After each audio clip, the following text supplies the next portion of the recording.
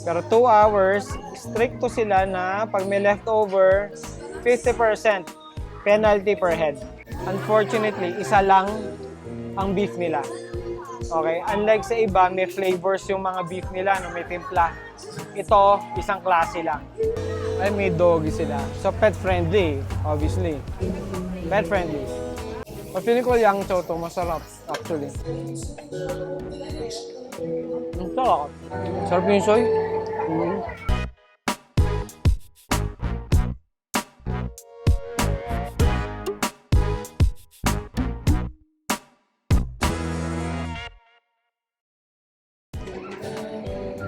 Game.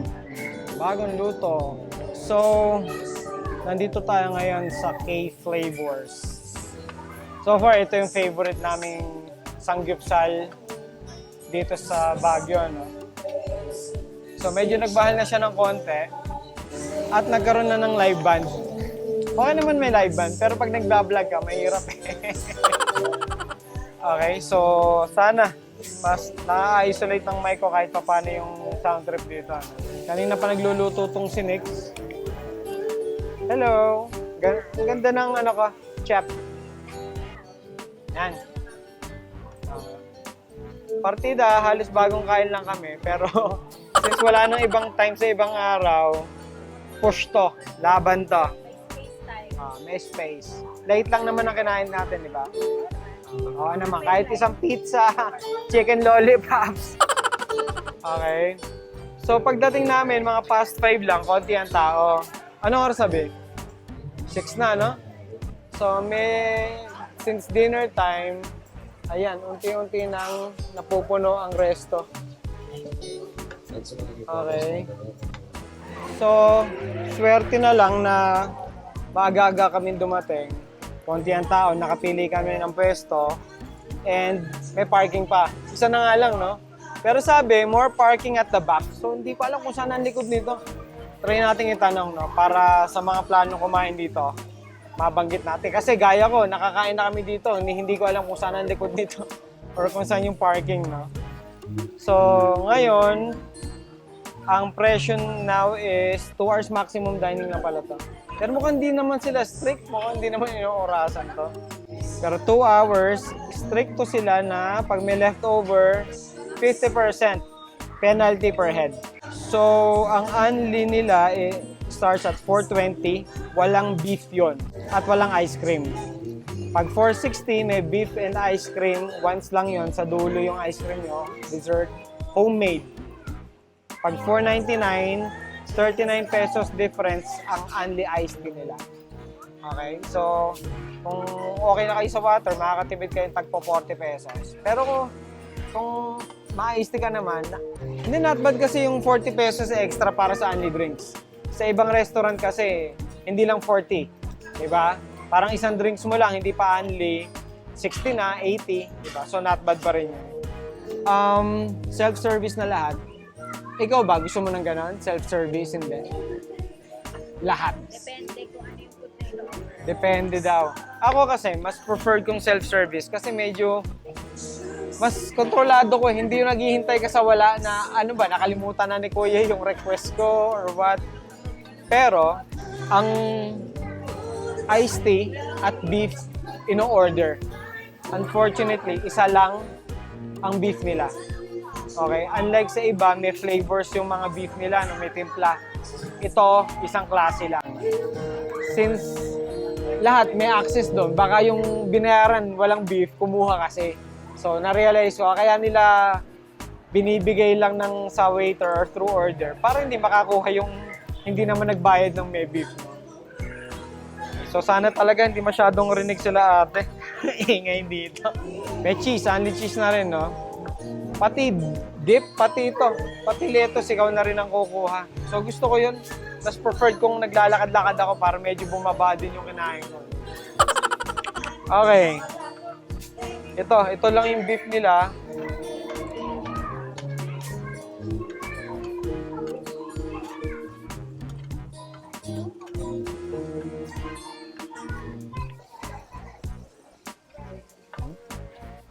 Pwede yung rice. Feeling ko yang chow to, masarap. Actually. Hindi pork lang eh, kaya hindi kakain si Nicole. Panalo. May japchae. Ito, okay naman to kahit saan. Oo nga, pero nilagyan nila ng pork. May pork, so hindi din makakakain si Nicole nito, no?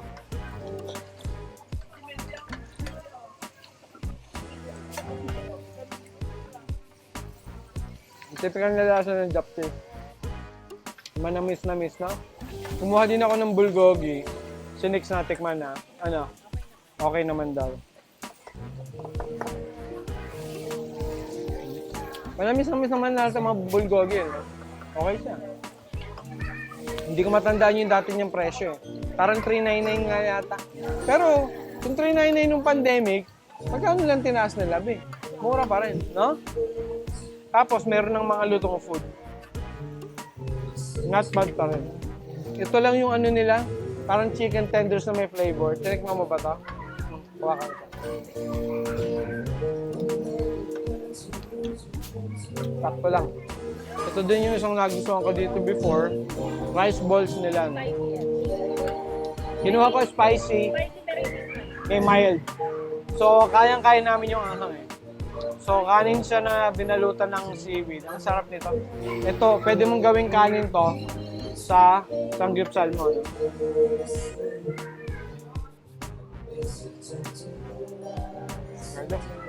Parang cream cheese rice lang yun eh. No? Parang cream cheese rice na binilog lang. Pero pwede. Tikman natin yung cheese. Okay? Kung okay naman yung texture ng ano, consistency ng cheese nila. Okay? Pata ang karne. Sausa.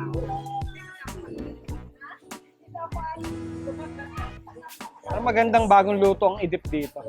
Anyway, huwag natin masyadong damihan.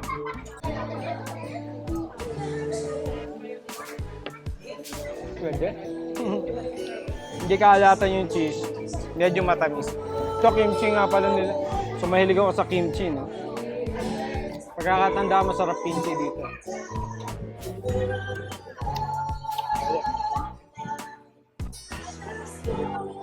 Up. So, niluluto yung chicken, dalawang chicken, no? Tikman natin. Spam din. Kumuha din ako ng tteokbokki sangyuprol at saka crab stick sangyuprol. So mga binalot lang naman ng sangyupsal yun or ng pork belly naman yung dishes. Okay, so luto na ang soy chicken. Muntik na masunog ni Nicole. Muntik lang. Ha? Parang yung pizza kanina to eh. Grabe pizza. Yung pinakasunog na nakain kong pizza. Sobrang tagal ng pizza kanina sa the other office. Last yan dumating, pag binalik pa namin yon, feeling namin anong oras na kami makakaalis doon. So hindi na lang namin sinuli. Wala mo nang sausawan. Soy chicken. Ayan. Ang sarap. Sarap yung soy. Partida, na medyo nag-dry na siya kasi naluto ng husto. Pero masarap pa rin. Sarap. Next. Dapat spicy chicken to. Hindi na sigurado yung nagluto eh. Hotdog ka. Walang sausawa.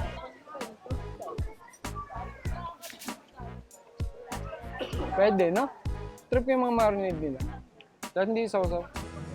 Pwede. Again, kung mabilis kang mabusog, yari ka dito. Dahil puro white meat yung ganito nila. Okay? So far, okay talaga dito. Hindi ko na matanda, hindi kasi mahilig sa spam eh. Kaya hindi ko naman lasa yung legit na spam sa hindi. Pero spam ang nakalagay dun, hindi luncheon meat. So I'm assuming namang legit yan. Okay. Ang lakas ng sound trip. Sana talaga rinig ako. Kamahulog. Yan, legit ha. Tignan natin kung legit. Init pa. Ang luto. Baka naman. Alam ko, maalat yun eh. Bihira kasi yung makakain ng spam eh. Ay, may doggy sila. So, pet friendly, obviously. Pet friendly. Palamigin ko muna. Pero mukhang spam naman talaga. Yan, di ba? So, natanong na yung parking. Yung more parking na yon is pag papunta ka sa Burnham na side, sakaling next nito, left and then left daw. May mga sign naman daw. Ang problema, sabi ni Kuya, mga 5 to 6 cars lang ang akasya. So, hindi pala ganun kalaki din. Still, pwede na kaysa wala. So, yun. In case magpunta kayo dito, puno na sa harap.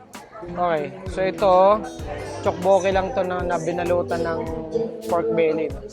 Sasaw natin.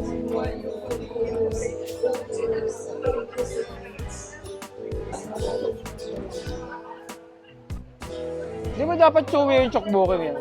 Sakto lang. Alam mo yung Tinikman ko yan. Ito pwede pa to. Crab sticks na binalot ng sanggip. Tingnan natin to. Walang sausawan muna.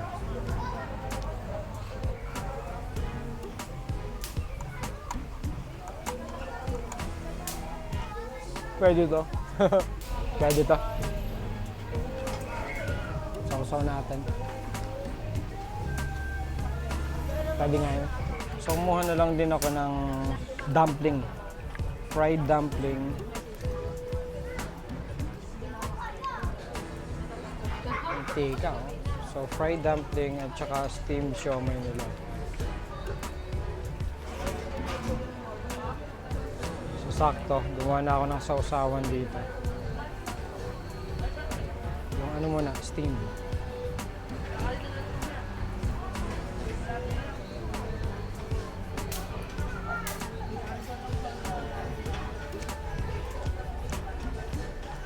Sakto lang. Manamis. Sakto lang to. Kahit skip nyo na yung siomai na yun. Ito, dumpling. Yun natin kung pwede. Lunurin natin yan.